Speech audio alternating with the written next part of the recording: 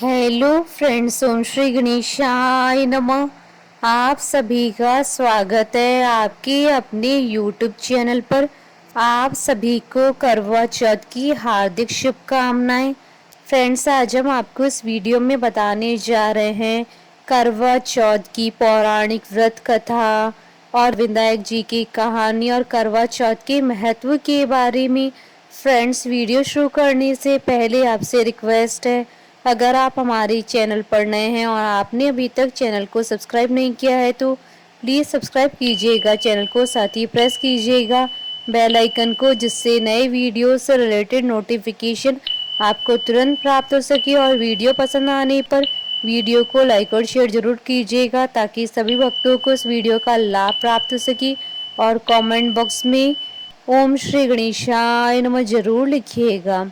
कार्तिक माह की कृष्ण पक्ष की चतुर्थी के दिन करवा चौथ का व्रत किया जाता है। इस व्रत को सुहागन स्त्रियां अपने पति की लंबी आयु के लिए रखती हैं। इस दिन सुबह सूर्योदय से पहले उठकर सरगी खाने का नियम है। इसके बाद पूरा दिन व्रत रखा जाता है और संध्या के समय इस व्रत की कहानी सुनी जाती है। कहानी सुनने के बाद स्त्रियां वायना निकालती हैं और अपनी सास अथवा ससुर को देती हैं। सास अथवा ससुर नहीं हो तो किसी बुजुर्ग अथवा ब्राह्मणी को वायना दिया जाता है। रात्रि को चंद्रमा को अर्घ्य देकर भोजन किया जाता है।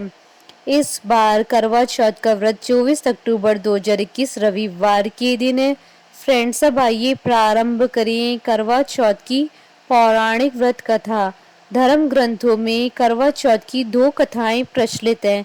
पहली कथा, एक साहूकार के 7 बेटे और एक बेटी थी। सातों भाई अपनी बहन के साथ ही भोजन करते थे। कार्तिक मास की कृष्ण पक्ष की चतुर्थी को बहन ने करवा चौथ का व्रत रखा। बहन ने निराहार व्रत किया और नाना प्रकार के भोग्य पदार्थ प्रसाद के लिए बनाए। जब भोजन का समय हुआ तब भाइयों ने अपनी बहन को भोजन के लिए बुलाया।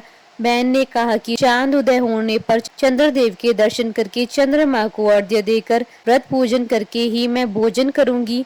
भाइयों ने सोचा कि इस तरह तो हमारी प्यारी बहन भूखी रहेगी।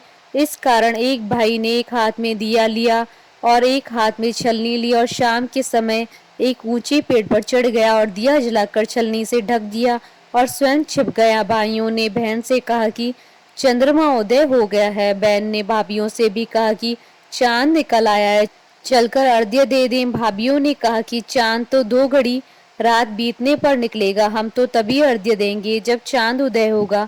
बहन कुछ नहीं समझी, अपनी नादानी वश बनावटी चांद को अर्घ्य देकर भाइयों के साथ भोजन करने बैठ गई।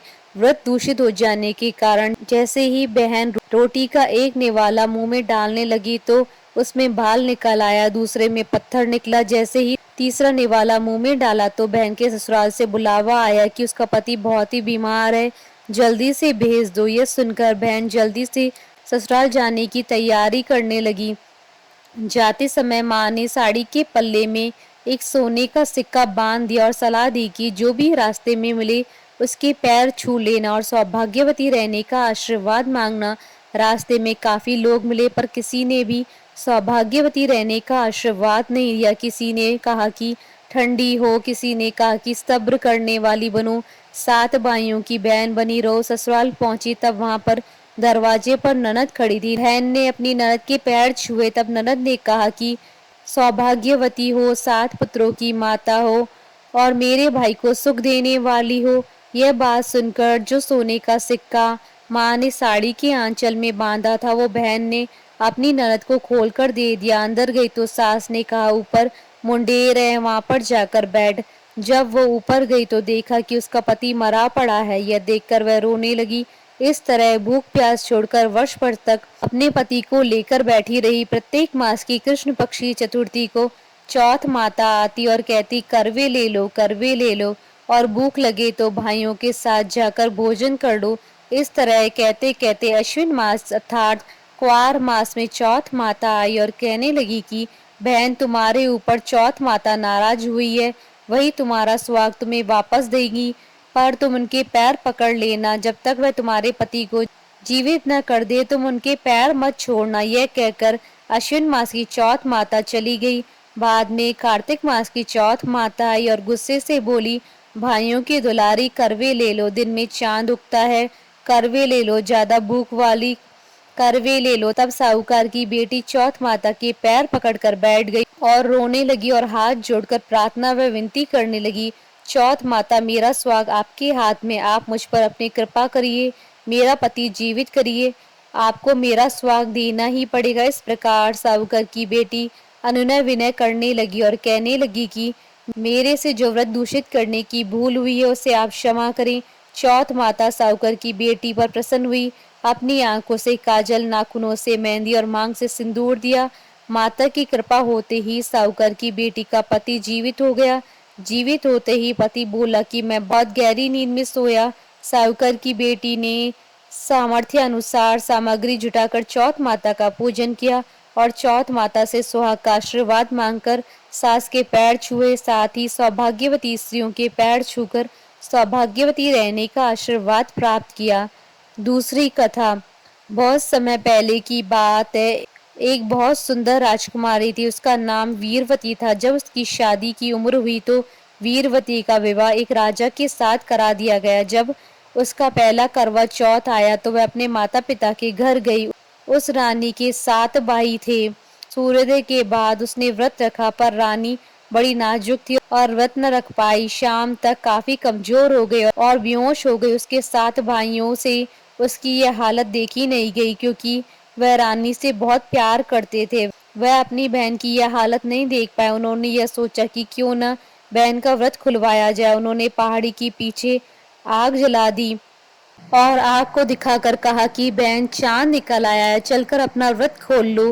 बहन ने भाभीियों से कहा कि चांद निकल आया है, चलकर व्रत खोल लो। भाभीियों ने कहा कि वो चांद की रोशनी नहीं है, पर वीरवती ने एक न सुनी। रानी अर्घ्य देकर व्रत खोलने बैठी। जब उसने पहला निवाला तोड़ा तो उसमें बाल निकल आया। जब दूसरा निवाला तोड़ा तो उसके ससुराल से खबर आई कि राजा की मृत्यु हो गई है। यह सुन रानी अपने ससुराल को जाने को तैयार हुई, पर रास्ते में उसे भगवान शिव जी और उनकी पत्नी माता पार्वती मिले। पार्वती माता ने उसे बताया कि उसके पति की यह दशा इसलिए हुई है क्योंकि उसने व्रत को पहले ही खोल लिया। रानी ने हर प्रकार से क्षमा याचना की।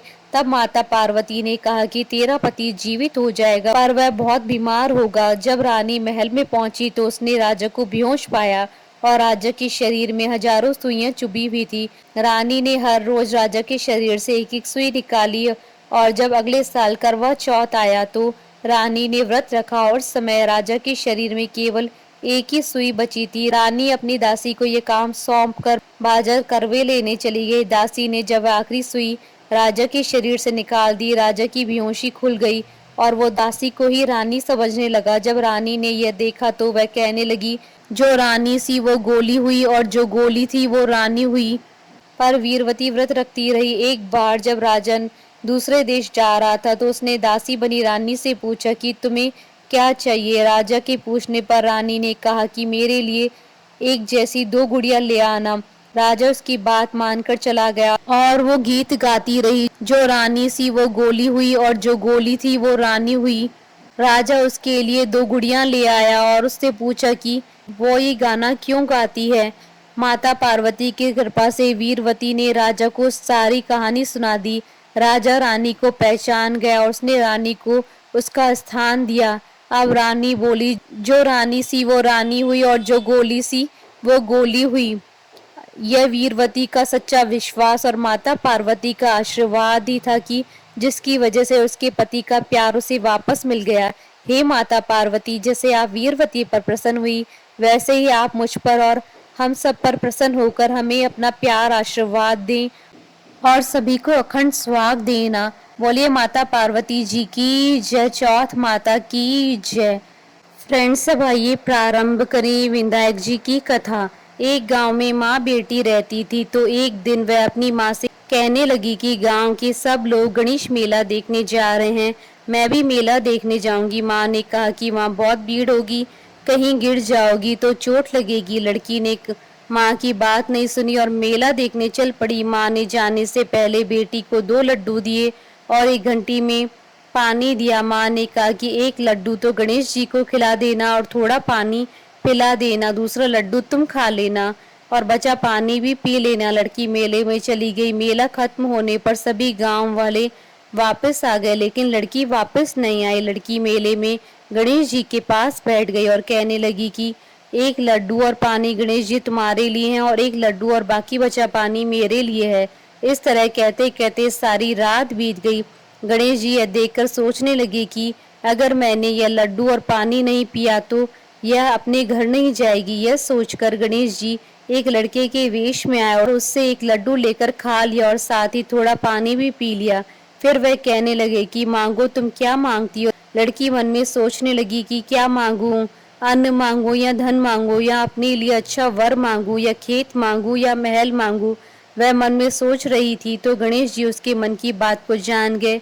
वह लड़की से बोले कि तुम अपने घर जाओ और तुमने जो भी मन में सोचा है वह सब तुम्हें मिलेगा। लड़की घर पहुंची तो माँ ने पूछा कि इतनी देर कैसे हो गई। बेटी ने कहा कि आपने जैसा कहा था मैंने वैसा ही किया और देखते ही देखते जो भी लड़की ने सोचा था वह सब कुछ हो गया। हे गणेश जी महाराज, जैसा आपने उन माँ बेटी की सुनी वैसी सबकी सुनना। कथा अधूरी हो तो पूरी करना, पूरी हो तो मान रखना।